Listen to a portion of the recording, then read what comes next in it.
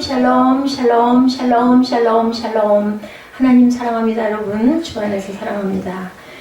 그리하시지 아니할지라도 but even if he does not, 이렇게 제목을 잡아봤습니다. 그렇게 하시지 아니할지라도 우리 전체적인 부분 주소 끝까지 한번 3장 내용 한번 쭉 보고 가죠. 30절까지 있습니다. 첫 번째, 느부갓네살 왕이 우리 너무 잘 알죠? 금신상을 만들고 낙성식의 모든 바벨론의 관리들을 불러서 그 앞에서 절하게 하죠. 그리고는 모든 포로들, 다니엘과 사드락과 그 메삭과 아벳느고는 모두 다 포로들이었어요. 아주 젊고 아주 영특한 지혜로운 그런 아이들을 붙들어다가 교육을 시키는 그러한 일이 바벨론에서 일어나고 있었죠. 그 아이들을 데려다가 너희들도 내 금신상에 절하라. 그것을 거부함으로 인해서 결국은 풀무불에 던져지는 그런 역사 우리가 너무 잘 압니다. 하나님의 그 보호하심과 인도하심으로 구원을 받아서 하나님께 영광을 돌리게 되었다기에 오늘날 저와 여러분의 구원받은 모습을 여기서 상징하고 있습니다. 금신상을 만든 느부갓네살에서 1절에서 7절까지 나타나 있죠. 1절부터 7절 쭉 보면 1절에 보면 느부갓네살 왕이 금으로 신상을 만들었으니 높이는 60규빗이요 너비는 6규빗이라 그것을 바벨론 지방의 두라 평지에 세웠더라. 두라라는 평지에 세웠다. 느부갓네살 왕은 금신상을 만들었는데 매우 큰 것이죠. 굉장히 규빗 저는 잘 모릅니다만은 어찌됐든 간에 약 45cm로 나와 있네요. 팔꿈치에서, 규빗은 길이 단위로 팔꿈치에서 중지 끝까지의 길이, 우리 팔꿈치 여기서부터 중지 끝까지의 이 길이네요. 길이로 보통 1규빗이라고 얘기를 한대요. 그런데 여기 1절에 보니까 높이가 60규빗이에요. 높이가. 그러니까 이것이 60개가 있는 그러한 높이라는 얘기겠죠. 그런 신상을 만들었다. 보통 따라서 느부갓네살 해본 금신상은 높이가 27m네요. 27m. 우리 키가 1m60이잖아요. 27m면 얼마 정도인지 상상해 가시죠. 넓이가 2.7 크기의 큰 신상, 2.7m 크기의 큰 신상으로 이렇게 해설에 나와 있습니다. 이런 것을 세웠어요. 그리고는 거기다 모든 관리들 보고 절하라고 얘기합니다. 느부갓네살 왕이 금신상을 세운 것은 자신의 세력 확장, 그리고 정복을 기념하기 위해서, 기념비예요. 한다고 얘기하면. 그래서 꿈을 또한 실현해 보려고, 정복을 기념하고 그것으로 인해서 꿈을 실현해 보겠다. 느부갓네살 왕은 금신상을 세우고는 금신상의 낙성식에 많은 사람들을 부르죠. 방백과 수령과 도백과 재판관과 재무관과 모사와 법률사와 각도 모든 관원을 불러 모아서 거대한 낙성식을 치르는 장면이 1절부터 17절 사이에 나타나 있습니다. 우상의 정각이라고 사도행전 19장 35절에 서기관이 무리를 진정시키고 이르되 에베소 사람들아 에베소 시가 큰 아데미와 제우스에게 내려온 우상의 신전지가 된 줄을 누가 알지 못하겠느냐. 이렇게 바울이 얘기하죠. 주를 비겨 금신상을 만듭니다. 출애굽기 20장 23절에 너희는 나를 비겨서 은으로나 금으로나 너희를 위하여 신상을 만들지 말라고 출애굽기 하나님께서 말씀하시죠. 하나님이 가증히 여기신다고 신명기 7장 25절에 너는 그들이 조각한 신상들을 불사르고 그것을 입힌 은이나 금을 탐내지 말며 취하지 말라. 내가 그것으로 말미암아 올무에 걸릴까 하노니 이는 내 하나님 여호와께서 가증히 여기시는 것입니다. 왜 하나님의 본질을 봐야지 하나님께서 주시는 곡방맹이를 방맹이로 두들겨서는 안 된다라는 귀한 의미를 담고 있다는 것도 또한 우리가 알아갑니다. 금신상 숭배를 명하는 왕 2절에서 6절에 드러나죠. 느부갓네살 왕은 금신상 낙성식에 참여한 모든 사람에게 반포하여 나팔과 피리와 수금과 사명금과 양금과 생원과 및 모든 악기 소리를 들을 때 엎드려 느부갓네살 왕이 세운 금신상에게 절하라고 명령을 하죠. 느부갓네살 왕은 금신상이 자신의 권세와 영광을 나타내는 것으로만 생각했기 때문에 모든 사람으로 하여금 절을 하게 함으로 자신이 경배를 받고 있다라고 여기고 싶었던 겁니다. 느부갓네살 왕은 자신의 신의 위치에 앉아서 찬양을 받으려 한 거다. 하나님처럼 영광과 찬양을 받고 싶었다.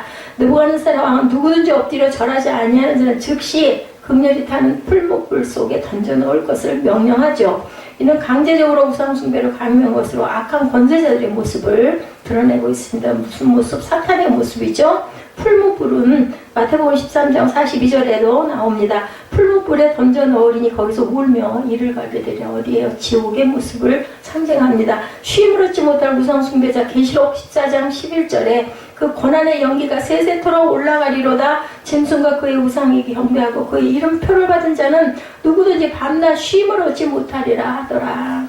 짐승의 이름표를 받은 자는 결국은 어차피 우리는 한 번 죽잖아요. 그 표를 받아가지고 그 순간 모면하려고 순간 연명하려고 그랬다가는 결국은 지옥에 떨어진다. 불살라 죽인다고 에레미야 29장 22절에 바벨론에 있는 유다의 모든 포로가 그들을 저주거리로 삼아서 이르기를 야훼께서 너를 바벨론 왕이 불살라 죽인 시드기야와 아합 같게 하시기를 원하노라 하시니라. 예, 바벨론 왕이 엄청 아주 악행을 범함으로 인하여 하나님께서 바벨론을 멸하시는 역사가 나타나 있죠. 요즘에 우리가 새벽 예배 드리는 그 본문에도 계속 아모스에도 나타납니다. 금신상 숭배를 거부한 다니엘의 세 친구에 대해서 8절에서 12절에 말씀합니다. 고소를 당하죠. 이 세 의인들은 절하지 않음으로 인하여 12절에 바벨론에 있는 유다의 모든 포로가 그들을 저주거리로 삼아서 이르기를 야훼께서 너를 바벨론 왕이 불살라 죽인 시드기야와 아합 같게 하시기를 원하노라 한다. 너희들 절하지 않았기 때문에.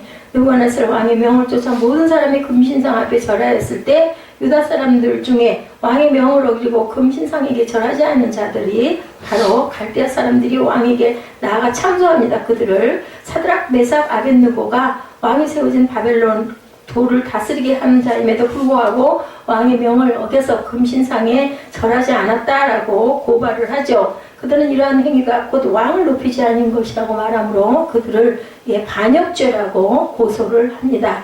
왕명 거역죄 다니엘 6장 13절에 그들이 왕 앞에서 말하여 이르되 왕이여 사로잡혀온 유다 자손 중에 다니엘이 왕과 왕의 도장이 찍힌 금령을 존중하지 아니하고 하루에 몇 번씩 3번씩 기도하였나이다. 여기도 고발을 합니다. 거짓 고소에 대해서 에스라 4장 12절에 왕에게 아뢰나이다. 당신에게서 우리에게로 올라온 유다 사람들이 예루살렘에 이르러 이 폐역하고 악한 성읍을 건축하는데 이미 그 기초를 수축하고 성곽을 건축한다라고 거짓말로 고소하는 부분이 나타나죠. 느부갓네살 왕의 위협이 19절에서 22절에 나타납니다. 19절입니다.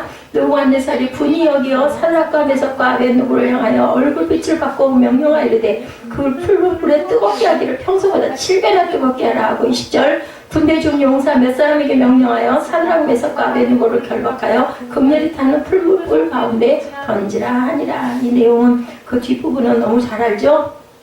그렇게 했더니 결국은 던지는 그 병사들이 다 죽었어요. 불이 너무 뜨거워가지고 던져 넣는 사람도 밖에 있는 사람도 죽었다는. 그럼 당연히 이 친구들은 다 불타서 죽어야 되는데 그 속에서 3사람을 던졌는데 4사람이 춤을 췄다고 얘기하죠. 예수님이 보호하시는 부분이 나타납니다. 이제 이 3사람의 신앙이 시험을 당하는 그런 지경에 이르죠. 그들의 말 한마디에 따라 죽음과 삶이 결정되는 순간 그래도 절대로 그리 아니하실지라도 이렇게 오늘 본문이 고백하고 있습니다. 심히 분하여 안색이 변했다. 창세기 4장 5절에도 가인과 그의 재물은 받지 아니하신지라 가인이 몹시 분하여 안색이 변했다. 세상에서 환난을 당한다는 내용 요한복음 16장 33절에 이것을 너에게 이르는 것은 너희로 내 안에서 평안을 누리게 하려 함이라. 세상에서 너희가 환난을 당하나 담대하라. 그래서 이 세 친구들은 담대히 고백하는 부분이 본문에 나타나고 있죠. 그리하시지 아니할지라도 18절에 왕이 우리가 신들을 섬기지도 아니하고 왕이 세우신 금신상에게 절하지도 아니할 줄을 아소서. 그렇게 담대. 이 말이 그렇지 얼마나 어렵겠어요. 무섭죠. 무서워서 저는 기절할 것 같습니다. 자, 그래서 신상 숭배를 거부하는 3사람에 대해서 16절에서 18절에 나타나죠.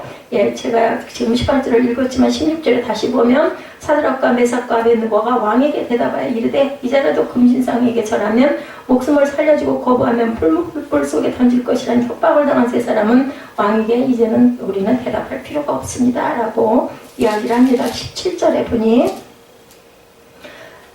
왕이여 우리가 섬기는 하나님이 계시다면 우리를 맹렬히 타는 풀무불 가운데 능히 건져내시겠고 왕의 손에서도 건져내시리다. 그리하시지 아니할지라도 우리는 절하지 아니하겠나이다 라고 이렇게 담대하게 얘기합니다. 느부갓네살 왕의 위협이 19절에서 22절에 느부갓네살이 분이 가득하여 그들을 불에 던져 넣는 부분이 나타나죠. 20절에도 보면 군대 중 용사 몇 사람에게 명령하여 사드락 메삭 아벳느고를 결박하여 극렬히 타는 불부대 가운데 던지라 하시다. 그들을 던져 넣고 당연히 그 명령에 이 사람들을 죽을 것이라 했는데 절대로 그렇게 되지 않죠. 심히 분하여 안색이 변했다고 창세기 4장 5절에 여기에 누구와 가인이 안색이 변하는 부분이 나타나죠. 그리고 세상에서 환난을 당하는 것에 너희들 담대하라고 요한복음 16장 33절에 말씀합니다. 신상 숭배를 이들은 거부를 하죠. 지금 말씀드린 것처럼 의인의 담대함이 잠언 28장 1절에 악인은 쫓아오는 자가 없어도 도망하나 의인은 사자같이 담대하리라. 두려워 아니한다. 이사야 51장 12절에 의인이 득이하는 큰 영화가 있고 악인이 일어나면 사람이 숨느니라고 얘기를 합니다. 믿음의 승리에 대해서 19절에서 22절에 나타나죠. 이 세 친구는 결국은 죽지 않고 살아나죠. 용사들이 그들을 잡아 풀문불 속에 던질 때 불이 너무 뜨고 그 용사들은 타 죽었는데 불 속에 있던 이 세 친구는 예수께서 보호하심으로 인하여 천사가 보호함으로 인하여 살아나는 부분. 이게 뭐예요? 부활이에요. 부활. 자, 몸을 죽이고 더는 못함. 누가복음 12장 4절에 내가 내 친구 너에게 말하노니 몸을 죽이고 그 후에는 능히 더 못하는 자들을 두려워하지 말아라 라고 얘기합니다. 의인의 고난에 대해서 시편 66편 12절에 사람들이 우리 머리를 타고 가게 하셨나이다. 우리가 불과 물을 통과하였더니 주께서 우리를 끌어내사 풍부한 곳에 들이셨나이다. 우리가 통과해야 됩니다. 환난을 당하나 담대하라고 말씀을 하죠. 하나님께 구원받은 세 친구에 대해서 24절에 증거하고 있습니다. 그때 느부갓네살 왕이 놀라 급히 일어나 모사들에게 물어 이르되 우리가 결박하여 불 가운데 던진 자는 세 사람이 아니었느냐 하니 그들이 왕에게 대답하여 이르되 왕이여 올소이다 하더라. 25절에 왕이 또 말하 이르되 내가 보니 결박되지 아니한 네 사람이 불 가운데로 다니는데 상하지도 아니하였고 그 넷째의 모양은 신들의 아들과 같도다. 예수님이시죠? 느부갓네살 왕은 사드락과 메삭과 아벳느고를 불 속에 던져놓고는 그들이 죽음을 지켜보다가 불 속에 세 사람이 아닌 네 사람이 너울너울 춤을 추는 걸 보고는 깜짝 놀래죠. 그 넷째의 모양이 신의 아들과 같더라. 하나님의 사자가 내가 불의 세력을 억제하고 세 사람을 보호하죠. 느부갓네살 왕은 풀무 아고 가까이 가서 사드락 메삭 아벳느고를 불렀는데 그들에 대한 칭호가 지극히 높으신 하나님의 종이라고 부르는 부분이 나타나 있습니다. 26절에 느부갓네살이 맹렬히 타는 풀무불 아기 가까이가 불러 이르되 지극히 높으신 하나님의 종 사드락 메삭 아벳느고야 나와서 이리로 오라 하며 사드락 메삭과 아벳느고가 불 가운데서 나온지라. 이렇게 증거가 되고 있습니다. 이렇게 급절하지 않는 믿는 자에 대해서 이사야 28장 16절에 주 야훼께서 이같이 이르시되 보라 내가 한 돌을 시온에 두어 기초를 삼았노니 곧 시험한 돌이요 귀하고 견고한 기초돌이라 그것을 믿는 이는 다급하게 되지 아니하리로다. 여기서도 상징이 예수 그리스도시죠. 머릿돌 되시는 예수님입니다. 야훼께서 앞서 행하신다고 이사야 52장 12절에 야훼께서 너희 앞에서 행하시며 이스라엘이 하나님이 너희 뒤에서 호위하시리니 너희가 황급히 나오지 아니하며 도망하듯 다니지 아니하리라. 쫓긴다 하더라도 절대로 너희는 죽을 일이 없다라는 거죠. 하나님을 찬송합니다. 느부갓네살이 너무 두렵고 너무 무섭고 떨렸겠죠. 28절에서 30절에 느부갓네살이 말하 이르되 사드락과 메삭과 아벳느고의 하나님을 찬송할지로다. 그가 그의 천사를 보내서 자기를 의뢰하고 그들의 몸을 바쳐 왕의 명령을 거역하고 그 하나님밖에는 다른 신을 섬기지 아니하며 그에게 절하지 아니한 종들을 구원하셨도다. 느부갓네살 왕은 사드락과 메삭과 아벳느고의 하나님을 이렇게 찬양하고 고백합니다. 예수 믿어야 되겠죠. 하나님을 믿겠죠. 그때는 예수님이 안 계실 때니까. 하나님께서 사자를 보내시사 풀무불 속에서 그들을 구원하심을 인하여 찬양하죠. 느부갓네살 왕은 자신이 하나님을 찬양함으로 만족하지 않고 모든 지역에 조소를 내려서 하나님의 영광을 그대로 증거합니다. 각 백성과 각 나라와 각 방언하는 자가 무릇 사드락 메삭 아벳느고의 하나님께 그 말하던 그 몸을 쪼개고 그 집에서 걸음터를 삼으라고 명령을 하죠.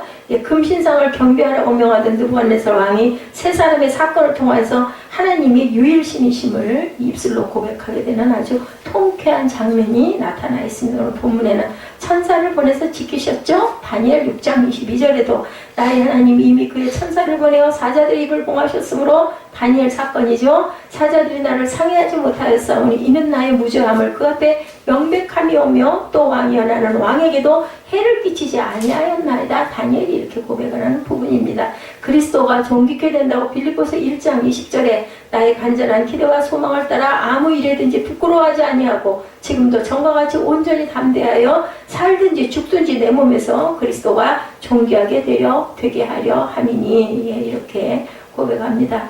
성도들은 어떠한 가운데서도 오직 야훼 하나님만을 섬기라는 하나님의 명령을 순종하는 그러한 신앙을 지키고 가야 하는 저와 여러분이라는 것. 그때 하나님의 구원 역사의 도구로 사용받아 하나님의 영광을 밝히 드러나며 하나님께서 내리시는 풍성한 복을 받을 수가 있다. 우리가 하나님의 영광을 드러내야 노 크로스 노 크라운이죠. 분명한 것은 사람들은 그런데 전혀 시험당하는 것 또한 환난당하는 건 싫고 영광만 바라보고 싶어하는 그것을 우리가 극복하고 담대해져야 되겠답니다. 갈라디아서 6장 9절이죠. 우리가 선을 행하되 낙심하지 말지니 포기하지 아니하면 때가 이름에 거두리라.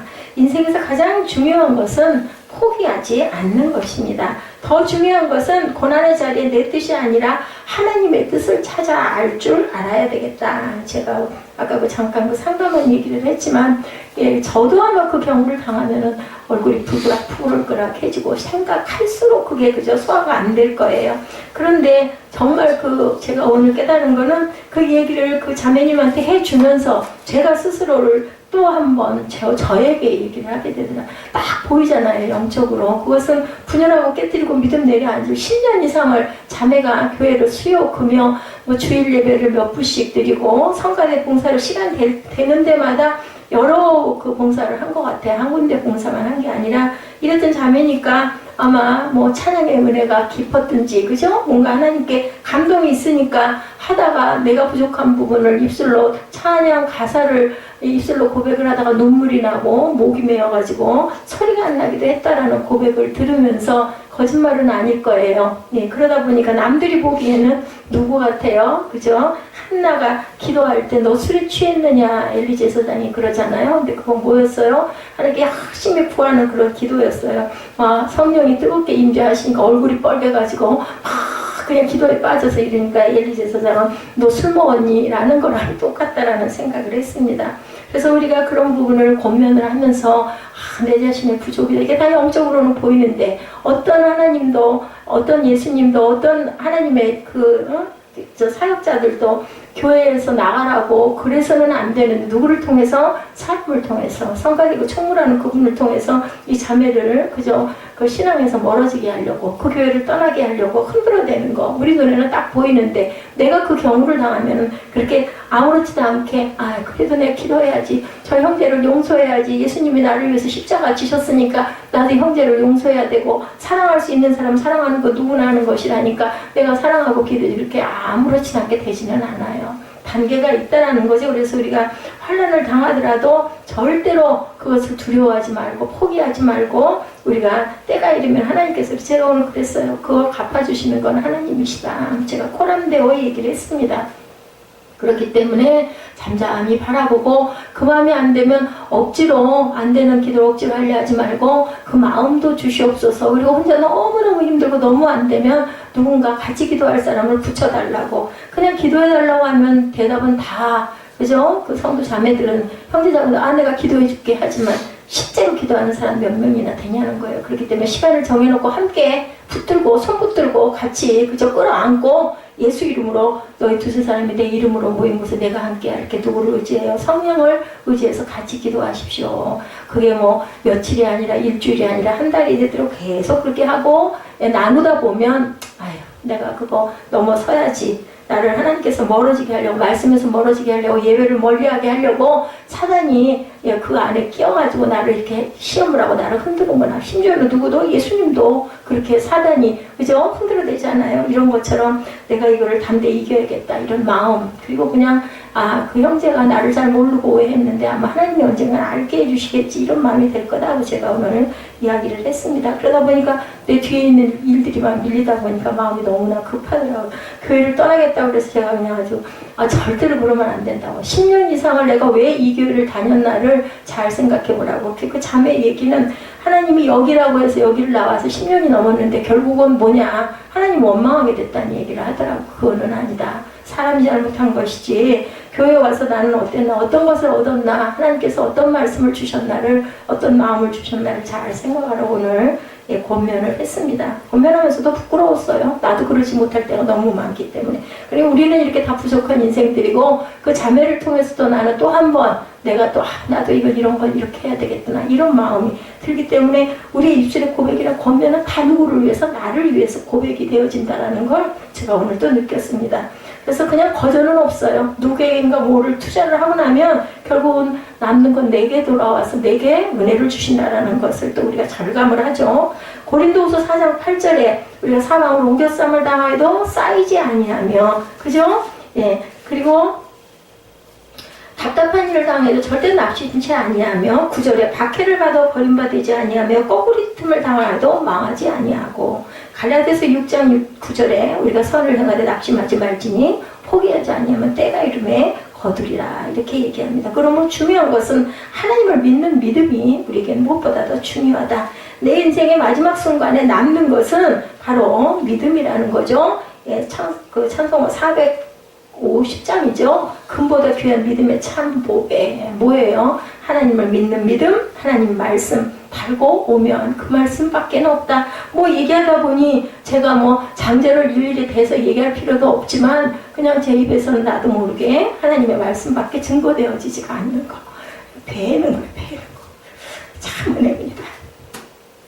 그래서 금은 연단할수록 가치를 바란다는 것을 아셔야 됩니다.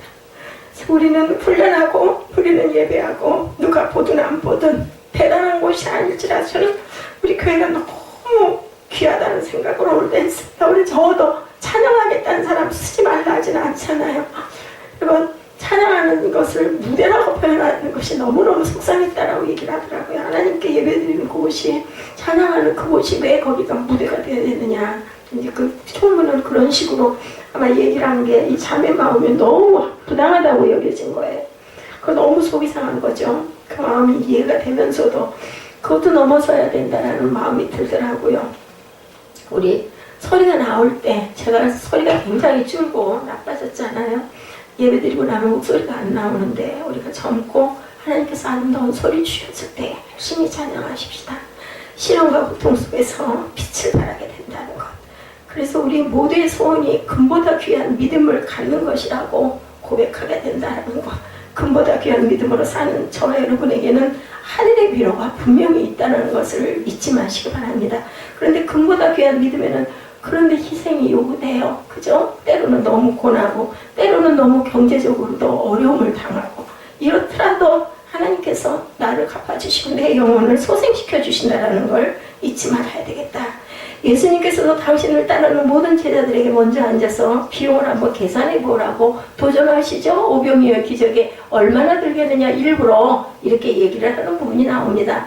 주님을 따르기 위해서는 얼마만큼의 대가가 필요한 것인가를 알고 대가를 지불할 각오를 분명히 가지고 따라 나서라는 거예요. 그거 너 그런 거 아까워하고 그런 거 자꾸 계산해서는 절대 안 된다라는 얘기인 거죠. 그러면서 예수님께서는 누구든지 자기 십자가를 지고 나를 따르지 아니하는 자는 내게 합당하지 않다. 그러니까 가족도 버리고 그 가족도 버리고 아내도 버리고 남편도 버리고 그렇게 따르는 자에겐 하늘의 상급이 분명히 있을 거라고 말씀을 하시죠. 우리가 말씀을 잘 해석을 해야 됩니다. 그래서 뭐 다 집어 버리라는 뜻이 아니라 특별한 경우에는 그럴 수도 있다라는 거. 그럴지라도 그거를 아까워하지 말라는 거죠. 하나님의 뜻 안에는 더 큰 축복이 있다는 거 우리가 잊지 말아야 되겠다. 십자가의 군병이 된다는 것은 어린아이들의 병정놀이 정도로 절대로 생각을 해서는 안 된다. 신앙생활을 신혼에 미룰 정도로 생각하는 사람은 금방 낙심하게 되고 시리에 빠져요. 제가 새벽기도 드리러 다니면서 너무나 부끄러웠다라는 양심의 가책이 왔다는 얘기를 했었죠. 그래서 그런 두려움이 저한테는 있습니다. 지금도 마찬가지로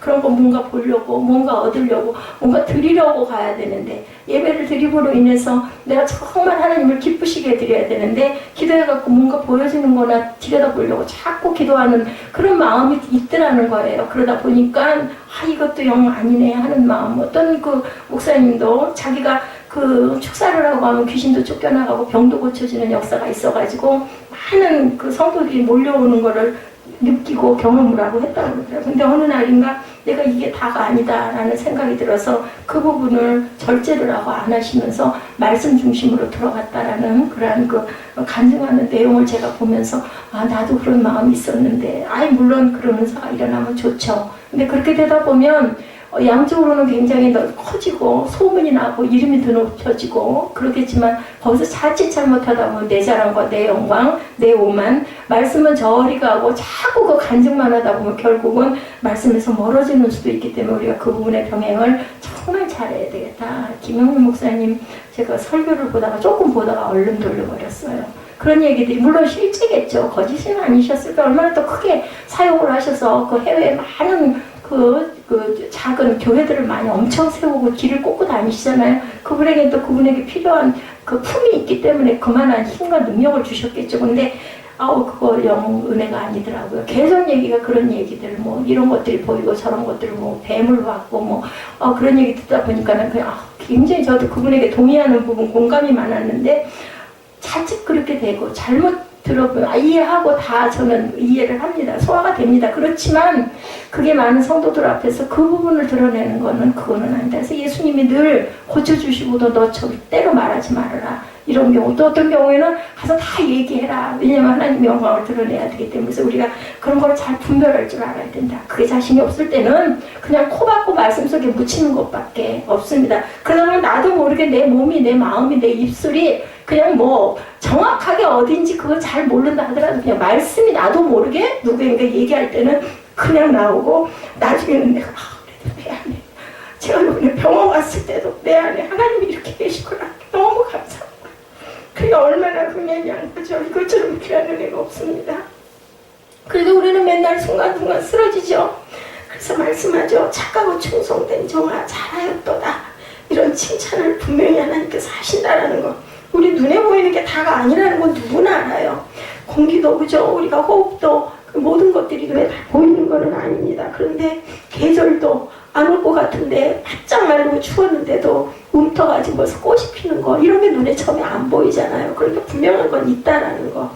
그래서 전쟁은 목숨을 건 전투인데 우리 신앙생활이 바로 그와 같다라는 것을 각오를 하고 결단을 하고 다짐하고 나가야 되겠다. 디모데후서 4장 7절이고 고로새 3장 2절에 보면 나는 선한 싸움을 싸우고 나의 달려갈 길을 마치고 믿음을 지켰으니 이제 후로는 나를 위하여 의의 묘류관이 예비되었으므로 의로우신 재판장이 그날에 내게 주실 것이며 내게만 아니라 주의 나타나심을 사모하는 모든 자에게 도니라 라고 말씀을 합니다.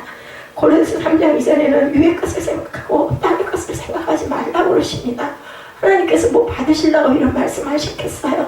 분명한 건 그게 진리이기 때문에 그렇죠. 이는 너희가 죽었고 너희 생명이 그리스도와 함께 하나님 안에 감추어졌다고 얘기를 해요. 감춰진 건 언제나 드러나죠. 없는 게 아니에요. 감춘 거지. 없으면 감춰졌다고 안 하거든요. 없다라고 얘기를 합니다. 그래서 간증하는 신앙 고백을 주님 앞에 바칠 때까지 한순간의 방심도 허락해서는 안 되는 긴장감이 도는 싸움을 우리는 늘 선한 싸움을 하고 가는 저와 여러분이라는 거. 그렇기 때문에 소아시아 7교회와 모든 그 시대들은 향한 교회들에게 보내는 메시지에서 요한계시록에 나타나죠. 요한이 주님의 말씀을 태어나면서 이기는 자에게는 이라고 반복을 합니다. 계시록 2장 17절에도 보면 귀 있는 자는 성령이 교회에게 하시는 말씀을 들을지어다. 이기는 그에게는 내가 감추었던 만나를 주고 또 흰 돌을 줄 터인데 그 돌 위에 새 이름을 기록한 것이 있나니 받는 자밖에는 이 이름을 알 사람이 없느니라. 그 이름이 누구예요? 예수 그리스도시라는 거죠. 계시록 2장 10절에도 너는 정차 받을 고난을 두려워하지 말라. 볼지어다 마귀가 장차 너희 가운데서 몇 사람을 옥에 던져 시험을 받게 하리니 너희가 10일 동안 환난을 받으리라. 내가 죽도록 충성하라. 그리하면 내가 생명의 멸류관을 내게 주리라 이렇게 말씀을 합니다. 이사야 28장 5절에도 그날의 만군의 야훼께서 자기 백성의 남은 자에게 영화로운 멸류관이 되시며 아름다운 화관이 되실 것이라. 빌립보서 4장 1절에도 그러므로 나의 사랑하는 사모하는 형제들아 나의 기쁨이여 멸류관을 사랑하는 자들아 이와 같이 주 안에 서라. 멸류관을 죽도록 충성할 때 준다라고 말씀을 하죠. 자, 그래서 보면 베드로전서 5장 3, 4절에 맡은 자들에게 주장하는 자세를 하지 말고 양무리의 본이 되라. 그리하면 목자장에 나타나실 때 시들지 않은 영광의 멸류관을 받으리라 말씀합니다. 그래서 태양을 악인과 선한게 골고루 비춰주시죠. 우리가 이게 뭐예요? 우리에게 주시는 모든 사람에게 주시는 그러한 그 은혜를 허락하여 주십니다. 그 일반 은혜죠. 지혜로운 훈련가는 병사들에게 태양의 환희와 비의 우수에 동시에 적응할 수 있도록 가르친다라는 것을 절대로 잊지 말아야 되겠다. 태양에 비춰서 우리가 따뜻하기도 하지만 비가 와서 우리가 춥게 몸이 젖을 때도 있고 그것들 또한 말려주는 게 태양의 몫이라는 것을 우리가 잊지 말아야 되겠다. 시련의 시간 속에서 우리는 자신을 돌아볼 줄 알게 됩니다. 시련을 통과하지 않으면 절대로 자신을 돌아보지 않습니다. 시련은 우리에게 경험과 지혜와 인내를 제공해 준다라는 것, 그리고 우리를 또한 강하게 연단해서 만드신다라는 것. 그러므로 어느 설교가 시련을 가르쳐서 변장된 축복이라고까지 얘기를 했어요. 어려움이 없고 고난이 없고 너무 좋고 너무 편하고 너무 아니라면 절대로 어떤 시련이 왔을 때 제가 뚫고 나가지 못합니다. 그런 사람 중에 하나가 저예요. 너무 그런 것들을 잘 겪어오질 않다 보니까 늦은 나이에 한꺼번에 닥친 일로 어떻게 감당을 못하겠는 거죠. 하나님의 말씀이 없었다면 저는 몸이 많이 안 좋을 때 꼭 예배드리고 나면 막 힘이 솟는 걸 느껴요. 그게 성령의 능력이죠. 살리는 분도 하나님이시고 아픔을 세상의 어떤 그 가운데 저희가 그런 부분을 잘 다스리지 못해서 우리가 아픔을 받았다 할지라도 하나님께서는 나를 치유하시는 분이고 살려주시는 분이라는 것을 우리가 분명히 믿어야 됩니다. 시편 기자가 119편 71절에 고난당하는 것이 내게 유익이다 이렇게 말씀을 하시죠. 왜냐하면 고난으로 말미암아 우리가 주의 윤례를 배웠기 때문이라고 증거하고 있습니다. 그래서 고난당한 것이 내게 유익이라 이로 말미암아 내가 주의 윤례들을 배우게 되었나이다. 119편에는 여러 좋은 윤례에 대한 말씀이 굉장히 많더라고 찾아봤습니다. 5절에 주의 윤리를 지키게 하소서 119편입니다. 12절에 주의 윤례들을 내게 가르치소서 19절에 주의 계명들을 내게 숨기지 마소서 26절에 주의 윤례들을 내게 가르치소서 64절에 주의 윤례들로 나를 가르치소서 33절에도 주의 윤례의 도를 내게 가르치소서 68절에도 주의 윤례들로 나를 가르치소서 73절에도 내가 깨달아 주의 계명들을 배우게 하소서 124절에도 내게 주의 윤례들을 가르치소서 135절에도 주의 윤례로 나를 가르치소서 169절에도 주의 말씀대로 나를 깨닫게 하소서 이런 말씀을 하고 계세요. 우리가 시편 그 119편이 굉장히 길죠. 귀한 말씀들이 많습니다. 오늘 본문의 말씀을 통해서 다니엘의 세 친구인 사드락 메삭 아벳느고 이 젊은 신앙인들이 받았던 신앙의 축복에 대해서 우리가 생각을 해보면 다니엘과 세 친구들은 자신들의 조국인 남유다가 바벨론에 의해 멸망당하면서 아까도 말씀드렸지만 포로의 처지가 되어서 바벨론으로 끌려와서 거기서 그죠 신앙의 그 훈련을 받아요. 그죠? 그들은 이방의 포로로 있으면서 이방의 불신앙적인 문화와 추락 속에서도 분명한 뜻을 정하고 자기를 더럽히지 않고 오직 하나님만 바라보는 믿음을 가지고 결국은 승리하는 그 내용을 담고 있습니다. 오늘 본문이 하나님께서는 다니엘을 통해서 왕의 꿈을 해석하도록 인도하심으로 왕을 감동시키는 역사를 진행하고 계시고 또한 그 왕이 결국은 하나님을 인정하게 만들죠. 그래서 포로의 신분을 끌려서 왕의 다음으로 최고 통치자의 자리에까지 앉는 것이 나타나 있습니다. 축복보다 이 그 극적인 축복은 이런 축복은 어디에도 없죠. 포로로 끌려와가지고 이런 축복 다니엘도 그랬고 또한 누구도 그랬어요. 요셉도 그런 일을 그 축복을 받습니다. 그런데 그에게 시련이 없었던 게 아니에요. 다니엘도 마찬가지고 요셉도 마찬가지요. 시련이 올 때 우리가 당황하지 말아야 되겠다. 베드로는 자신의 경험을 통해서 베드로전서 4장 12절 이하에 권면하죠. 사랑하는 자들아 너희를 연단하려고 오는 불시험을 이상한 일 당하는 것까지 이상히 여기지 말라. 오히려 너희가 그리스도의 고난에 참여하는 것으로 즐거워하라. 이는 그의 영광을 나타내실 때 너희로 즐거워하고 기뻐하게 하려 함이라. 그러니까 이 베드로도 마찬가지고 다니엘도 마찬가지고 그죠? 욥도 마찬가지고 요셉도 마찬가지고 누구도 야곱도 마찬가지고 아브라함도 마찬가지고 다 고난과 시련을 극복하고 겪고 모세도 마찬가지입니다. 그래서 결국은 너희들 그 불시험을 두려워하지도 말라. 하나님께서 너를 지키신다고 다 얘기를 하죠. 어느 날 바벨론의 느부갓네살 왕이 바벨론 지방의 두라 평지의 높이가 27m 되는 금신상을 만들면서 시작된 내용이 바로 오늘 본문의 내용들이라는 거죠. 이 부분은 우리가 다 알기 때문에 넘어갑니다. 본문 15절의 말씀에 아직도 때가 늦지 않았다는 암시가 섞인 왕의 위협 앞에 새 청년의 의연한 모습을 우리가 본받고 나아가야 되겠다. 너는 우상이냐 하나님이냐, 여기서 우리의 삶 속에서 저와 여러분의 환경 속에서 어떤 것을 우리가 택해야 된다라는 것을 오늘 본문이 말씀하고 있죠. 그리고 둘째로 하나님의 능력에 대한 신앙의 고백입니다. 하나님이야 우상이냐 15절에 당연히 하나님이시죠. 두 번째로는 하나님의 능력에 대한 신앙 고백이 17절에 나타나죠. 우리가 섬기는 하나님이 계시다면 우리를 맹렬히 타는 풀무불 가운데 능히 건져내시겠고 왕의 손에서도 건져내시겠고 만일 그렇지 아니하실지라도, 이게 정말 중요합니다. 우리 같으면 그렇게 안 한다고 그러면 그거 하겠어요? 근데 그 믿음을 가졌을 때 특별한 대접을 하나님께 아버지께 받을 수 있다는 것도 또한 우리가 알아야 되겠다. 그래서 믿음에는 신앙에는 담대함이 있어야 되겠다. 그래서 하나님의 나라는 침노하는 자의 것이라고 얘기하잖아요. 담대하게 뛰어들어갈 줄 알아야 되겠다는 거죠. 그래서 하나님은 나를 건지신다. 하나님의 능력은 나와 함께 하신다는 확신과 신뢰를 바울은 고린도후서 1장 10절에서 고백합니다. 그가 이같이 큰 사망에서 우리를 건지셨고 건지실 것이며 이후에도 건지시기를 그에게 바라노라, 이렇게 얘기합니다. 내 질병으로 인하여 사형 선고를 받았을 때 그 침상에서 아직도 나를 치료할 수 있는 하나님의 능력을 신뢰해야 하는데 과연 여러분들은 저는 그렇게 신뢰하고 가고 있는지. 그렇습니다. 이보다 더 위대한 신앙은 없죠. 이들 새 청년들의 신앙의 클라이막스 마지막 절에 기록되어 있죠. 그리하시지 아니할지라도 18절이죠.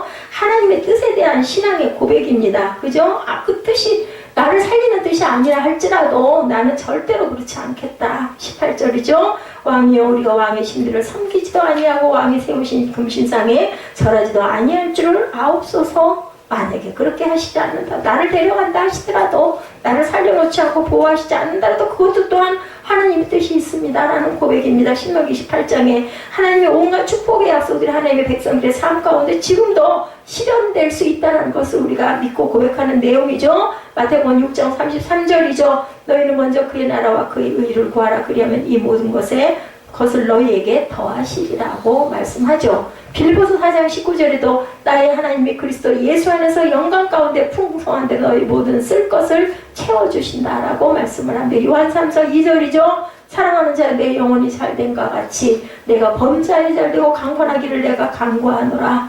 우리가 너무 즐겁게 기뻐하고 사랑하는 말씀입니다. 그렇지 아니하실지라도 믿음의 기도는 병든 자를 구원하신다는 신유의 약속을 믿습니다. 그죠? 병든 자를 고쳐지지 않았다 할지라도 하나님이 그 말씀을 주셨을 때는 어떤 분명한 뜻이 있을 것이다. 그리고 절대로 이것에 내가 먹혀서 죽지는 적어도 않을 거라는 그런 담대한 믿음이 일어나다 보면 그까짓 것, 그전에는 이게 뭔가 뭐가 합병증이 또 생긴 게 아닐까? 어디 나쁜 게 있는 걸 내가 발견하지 못한 게 아닐까? 이거 가봐야 되지 않나?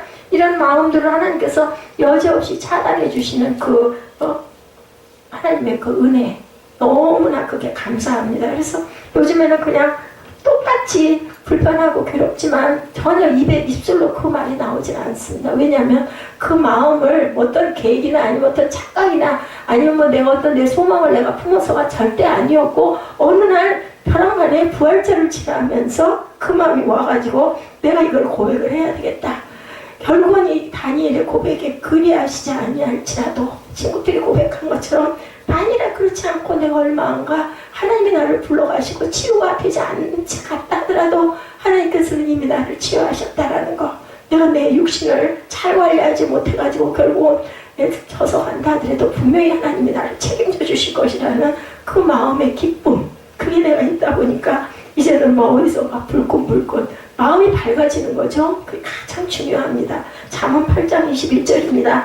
나를 사랑하는 자가 재물을 얻어서 그 곳간에 채우게 하려 함이니라. 예, 약속대로 하나님께서 사랑하는 사람들의 생활을 번성하게 하시고 부여하게 하시고, 그래서 그들로 하나님의 영광스러운 사역 앞에 바치게 하시는 하나님의 축복을 우리가 믿고 가야 되겠다. 나를 사랑하는 자가 재물을 얻어서 그 곳간에 채우게 하려 함이니라. 하나님께서는 나를 사랑하는 자가 곳간에 재물을 채우게 한다. 그러면 그 곳간에 있는 재물을 하나님을 사랑하는 자녀가 받아가지고 잘 먹고 잘 살아야지 하겠어요?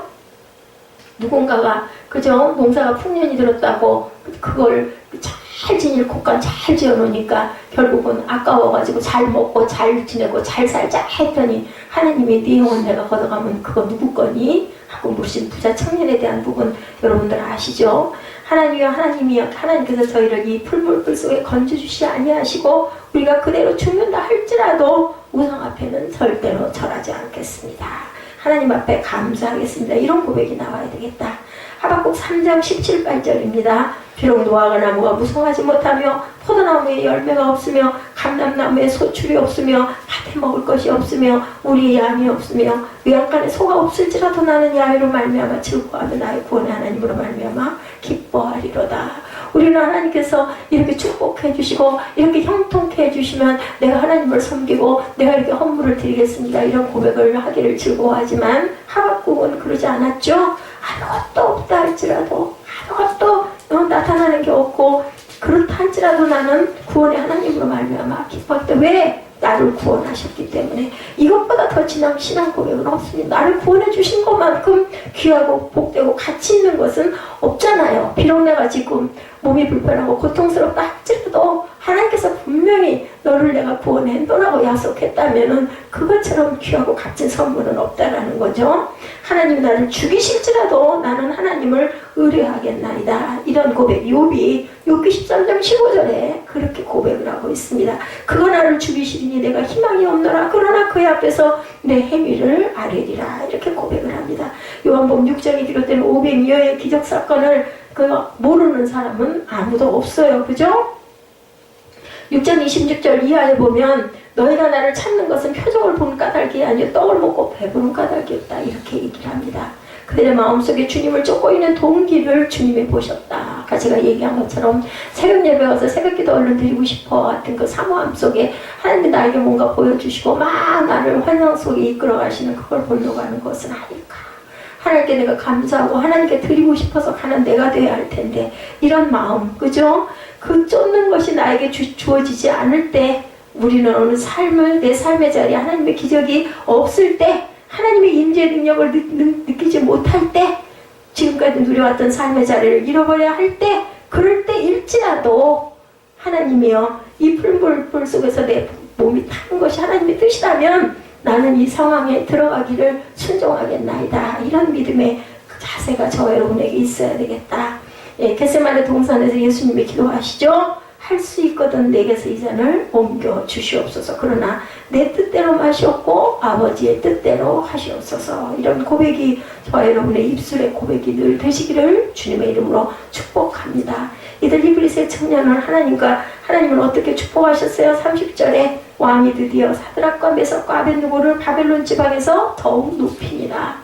하나님의 영광을 드러냈더니 그저 내가 주어도 줬사오니 했더니 그래서 주님께서 말씀하시죠. 네가 생명을 잃고자 하면 얻을 것이고 생명을 얻고자 하면 잃을 것이라고 말합니다.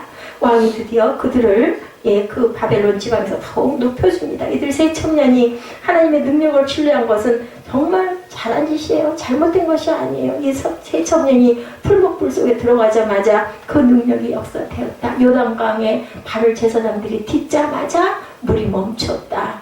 홍해 지팡이를 던지고 선포하자마자 홍해 바닷물이 갈라졌다. 중요한 건 우리의 행함이 중요하다는 것을 잊지 않으시는 저와 여러분들, 금보다 귀한 믿음은 참 보배가 됩니다. 그리고 그 믿음으로 사는 자는 하늘의 위로를 받습니다. 우리의 삶이 비록 지금 공고하다 할지라도 주님께서 저와 여러분을 붙들고 계시고, 비록 내가 지금 고나고 내가 질병 가운데 불편함이 있다 하더라도 하나님께서는 그거를 알고 계신다. 그래서 입은 if he does not 그리하지 아니하실지라도 믿음으로 사는 한 우리는 절대 절망할 일도 없고 풀무불 같은 세상 바다 그 무서운 바다 가운데서도 하나님께서는 저 여러분을 건지시고 붙드시고 손 위에다 올려놔 주시고 등에 업어주시는 은혜가 저와 여러분에게 미친다는 것을 절대로 잊지 마시고 이사야 43장 2절입니다. 내가 물 가운데로 지날 때 내가 너와 함께 할시라. 내가 불 가운데로 지날 때 타지도 아니할 것이요 불꽃이 너를 사르지도 못하리라고 약속하신 그 하나님의 임재가 저와 여러분에게 임하실 것을 믿음으로 고백하고 감사하시고 기뻐하시는 저와 여러분 되시기를 주님의 이름으로 축복합니다.